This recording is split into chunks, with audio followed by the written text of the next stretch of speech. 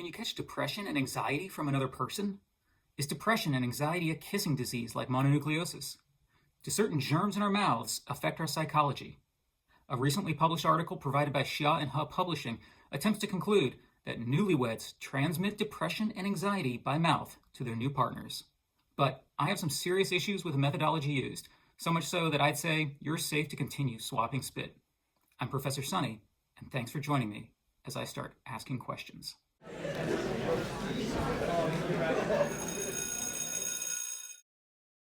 An article recently published by an independent researcher and an international group of colleagues gives it all away with another bold title: Oral microbiota transmission partially mediates depression and anxiety in newlywed couples. Bold claims often require strong population-level evidence, so let's see what they have to offer us. The researchers recruited 268 newlywed pairs, a total of 536 people, from 2 clinics in the city of Tehran. 268 of the selected newlyweds were diagnosed with insomnia in conjunction with depression and anxiety using several standardized, well-validated medical questionnaires.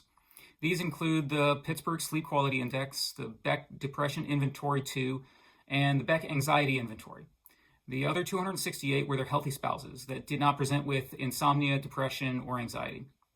These participants had their mouths swabbed and tested for certain bacterial DNA and their salivary cortisol levels measured. After 6 months, the participants again had completed the medical questionnaires and had their mouths swabbed and salivary cortisol tested. Now, first of all, there was no control group. This is Basic Science 101. The hypothesis was that the oral microbiota of one spouse causes depression in another spouse. A proper control group would have been another equal group of newlywed pairs without pre-existing insomnia, depression, or anxiety in either of them. This control group's necessary to make any conclusions whatsoever, because a really simple alternative hypothesis is that the first 6 months of any large change in your life can be stressful and lead to insomnia, depression, and or anxiety. Moving in with someone can also mean a change in environment and a change in diet, and these changes can easily cause a change in oral microbiota composition.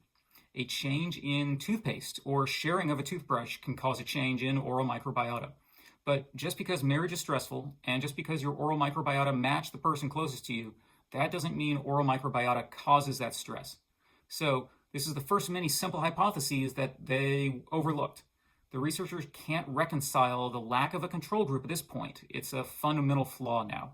If they tried to run a control group now, separated from the test group by time, then environmental and societal stressors have changed around them since that time. So the baseline levels and the 6-month change in stress would be different. Moving on, the researchers tested a newlywed pair where one of the spouses was considered healthy and tested as low stress without insomnia, depression, and anxiety, while the other spouse had high stress, insomnia, depression, and anxiety. Then the newlyweds married, and after 6 months of cohabitation, the stress-free spouse now had higher stress levels and statistically increased scores for insomnia, depression, and anxiety. The simple hypothesis is that sleeping next to an anxious insomniac can be a stress-inducing experience. The researchers instead wanted to correlate oral microbiota to psychopathology.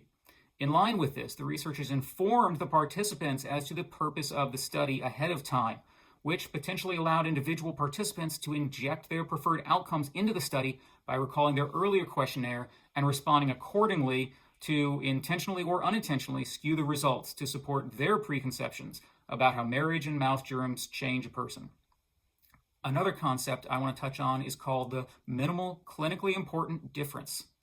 For diagnostic tools like medical questionnaires, a patient's responses are given point values. A change in point values might indicate a change in the patient's condition, but how many points does their score have to change for it to be a meaningful change in actual symptoms? This is different than just noting that a score changed. It might be a trivial change that doesn't represent an impact on the condition. This also doesn't relate to statistical significance. For example, a patient could have a score of 8 for the last 12 months and a score of 9 for the next 12 months. The statistics would indicate that there's a significant change, but significant doesn't mean a large change. Significant means it's a mathematically valid change. Even if it's a mathematically valid change, it doesn't mean it's a clinically meaningful change in symptoms. This study found statistically significant increases of around an arithmetic mean of 2.5 points on the Beck Depression Inventory 2. Extensive clinical work validating this scale indicates that anything less than 3 points is not clinically meaningful. So while the non-insomniac spouse had mathematically valid changes in their score, that change was not clinically meaningful. When we look at the actual average scores in the non-insomniac spouse, that person did not rise above a score of normal, or perhaps just on the verge of being considered mild. But certainly none of them achieved the score needed to be close to an actual diagnosis of clinical depression. So depression didn't actually change in their study. Now, up front in the abstract, the researchers claim data were analyzed using appropriate statistical methods. While that can be a subjective argument, I find several instances in which the statistical methods do not match the data they collected. There are several types of data, and I want to focus on the difference between continuous data and categorical data. Continuous data is a measurement that can be any value within a given range. Examples could be temperature or duration or speed. These numbers can be measured with ever-increasing precision if our instruments are sensitive enough, and they can potentially be any value. Categorical data are labeled characteristics like good, better, and best. They can be ranked, but they're not continuous. They don't exist on a number line, and they can't be measured with more or less precision. They're simple categories, and it doesn't matter if the categories are ranked like good, better, and best, or A plus A, A minus, or 1 star, 2 stars, 3 stars. These are still just labels that describe a category. Diagnostic questionnaires, like those used in this study, are all score-based. A patient's response is to rank something, for instance, with a 1, a 2, or a 3. They can't rate something 2.5. They can't rate something 2.739. There are no units of measure that define these ratings, like millimeters or Celsius. These ratings are just labels. They're categories. You can't do math on these labels, even though the labels happen to be numbers. However, in the present study, the researchers do perform math on these labels. They report these labels to 2 decimal places of precision, even though categories don't have precision. They perform arithmetic mean operations. They determine standard deviations around these means, and they use statistical calculations that treat these labels as continuous values instead of categorical labels. For categories, it's valid to report the median or the middle label. It's valid to present a histogram of the responses. And instead of using t-tests for statistical significance, for instance, they should have been using signed rank tests. So I have to expressly disagree with the researchers' claims that they used appropriate statistical methods.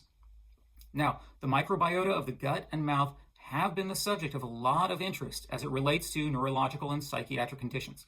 Systematic reviews of the literature have shown that pro-inflammatory bacteria, including those in the present study, are found at higher levels among those with psychopathologies like anxiety and depression.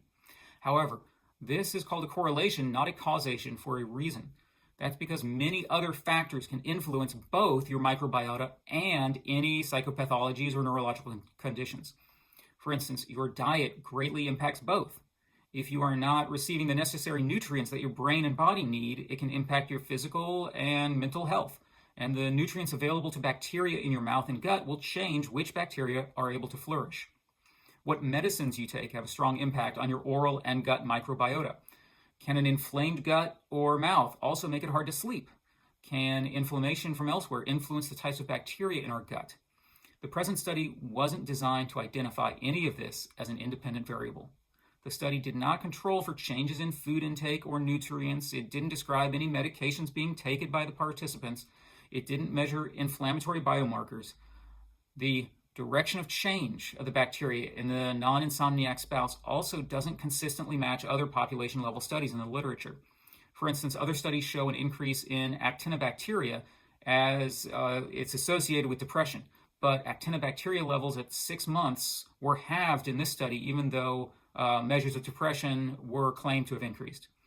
And it has been clear for decades that inflammation can cause depression. This should have been intrinsically obvious because whenever we get sick with a cold or flu or whatnot, our brain makes us depressed, so we rest and conserve energy. That is our brain's natural response to inflammation. So if we have excess inflammation, or if our brain's inflammation response is glitching, then we get chronic clinical depression. But before we go straight to blaming the bacteria, we need to ask the question, is there something else more mundane and pedestrian that might be causing both a depressed mood and a change in microbiota?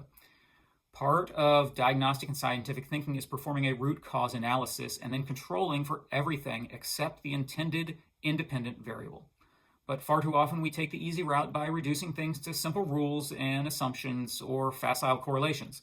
So no, the science has not shown that oral microbiota transmission partially mediates depression and anxiety in newlywed couples. Unfortunately, this study undeservedly made it into the news cycle. But until next time, I implore you to never stop asking questions. Are you a researcher that wants to make your study bulletproof? Do you want somebody to critically evaluate your scientific writing or to develop your latest grant proposal? Maybe you're a journalist and you want to do more than create a click-worthy headline. Or maybe you're a business leader that wants to find out if you can make your processes more efficient. If so, let me know. I have nearly 2 decades of experience across program management, process development, market research, scientific writing, and consulting. And I enjoy applying scientific and diagnostic thinking to hard problems. And if you just enjoy hearing how science works, then please like and subscribe.